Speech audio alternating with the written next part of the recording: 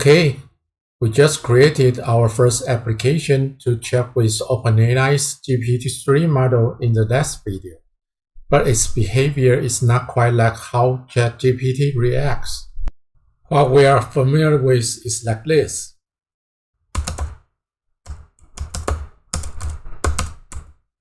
For our application to work like ChatGPT does, we need to set the string parameter to true. Let's go back to our Visual Studio project. I'm gonna create a new method to enable the string function. Let me just paste in the code from my notepad. Okay, here we go. The new method is called conversation string, and it's a string type async enumerable interface. It's an async and await method as well. Why don't we create it as a task? For an enumerable interface, there are two reasons.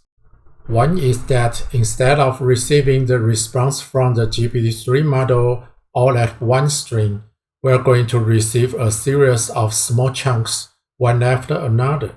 Two is that we are using the yield return approach to return each chunk we receive from the GPT-3 model right after we got them, which means that this method returns things to the caller more than once. These are why we need to make this method an enumerable interface. Okay, let's go through the code. These lines of code from the beginning to the client.postAsync are 99% the same as the previous conversation method. The only difference is the string parameter is set to true. By setting string to true tells the chat completion API to return a message in a series of small chunks. In fact, a chunk is a token in the streaming mode. Therefore, how many chunks you receive from the API, how many tokens you consume.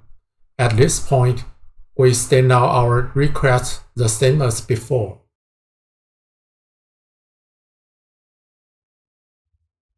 But since the next line, the line we start to receive chunks back from the API, the behavior is totally different. That's because the responses sent back from the API are different. Let's look at the comparison. The left side is the response object we receive from the chat completion API when the string is false. But when we set the string to true, these are what we got. Instead of one object, we will receive at least these objects. Depending on how long the content is sent back to you, the volume of objects may vary. The first one tells you which role is responding to you. The second one tells you what the replay content is. The third one tells you nothing but providing a finished reason to you.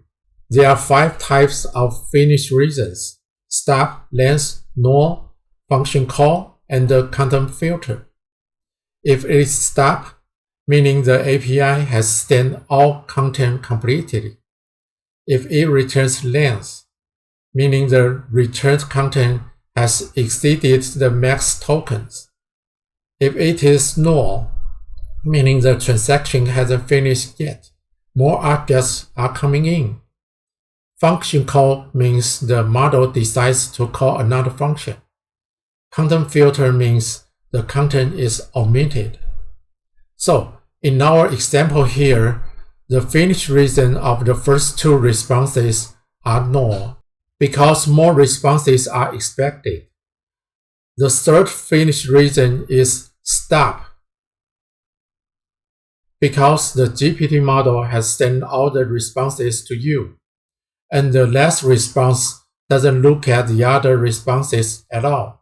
It just gives you all uppercase word done embraced in square brackets. This demonstrates this is the end of this transaction. All these responses begin with a data semicolon. The whole structure of response of the streaming mode is very different from the non-streaming mode. Those words in red color are the differences. Okay, now you know that under streaming mode, you'll expect more than one return response from the API. So in our code here, we first use the readAString_async method to receive the HTTP content sent back from the API to a string object asynchronously.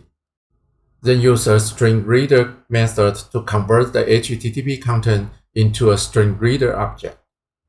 These two actions are both executed by a using statement. Because they are I/O-bound actions, we want our application to terminate the I/O connection as well as dispose of the connection objects when the execution starts down. After we have the string reader object ready, we read all content in it line by line asynchronously. But why do we put it a while loop? That's because all those responses are sent back one by one. We have to get them recursively. Each line we read, we detect whether it's data done. If it's data done, it breaks the while loop and returns to the caller. If not, we deserialize the content into a JSON object and then retrieve the content field of choices 0 and send it back to the program caller using yield return. Yield return allows the IEnumerable method to return a sequence of data one by one. At the end of this method, we add the whole content we receive from API to the buffer messages object and set the role of this content as assistant. This is to keep the communication context, remember? Okay, at this point, our conversation with the GPT model is done.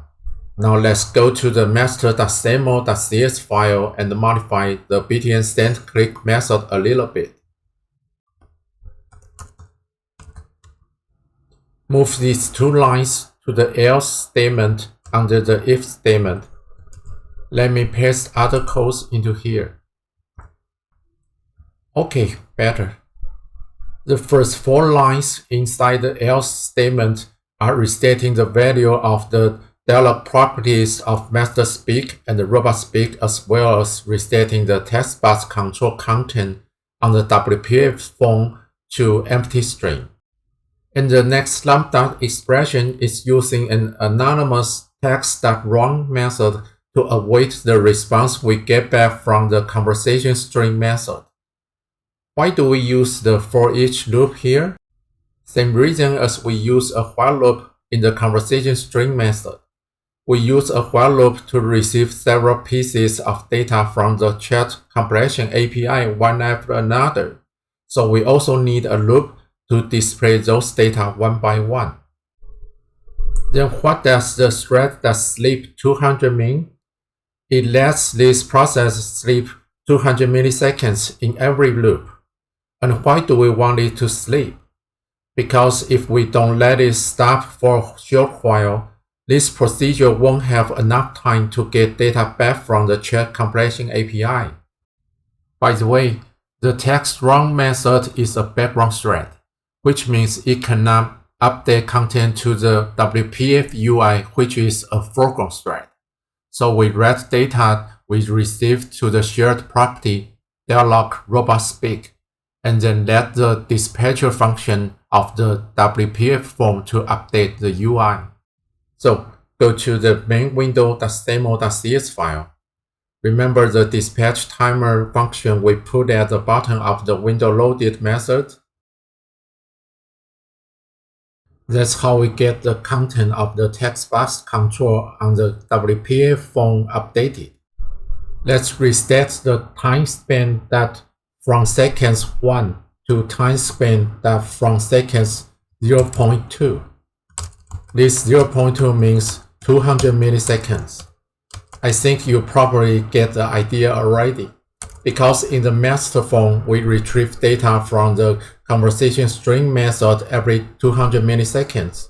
So we also update the UI every 200 milliseconds. Okay, let's test the new function. Hello, how are you? It answers, hello, I'm an AI language model, so I don't have feelings, but I'm here to help you. How can I assist you today? Great, We can communicate with OpenAI's GPT model now. However, the content of the chat history looks a little bit odd. The response returned from the GPT model repeated many times with different content lengths. That's because we append the return string to the dialog.history property every time we update the dialog.robotspeak property. Let's modify that. Go to the dialog property.cs file. Let's comment these two lines out in the robotspeak property. Press Ctrl K C. Then go to the main window.stemo file. Let's change the text alignment of the text box control to left. Then enlarge the text box control a little bit. Change the width to 344 and the height to 179. Okay, let's try that again. Hello.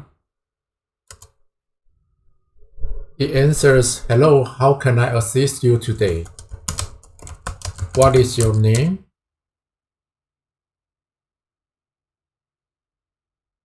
Instead, it doesn't have a personal name because it's an AI. May I give you a nickname?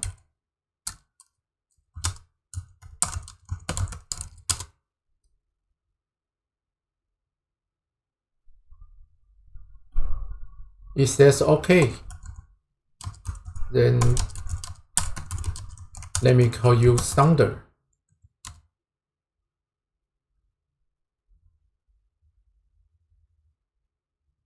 Ha! This silly thing.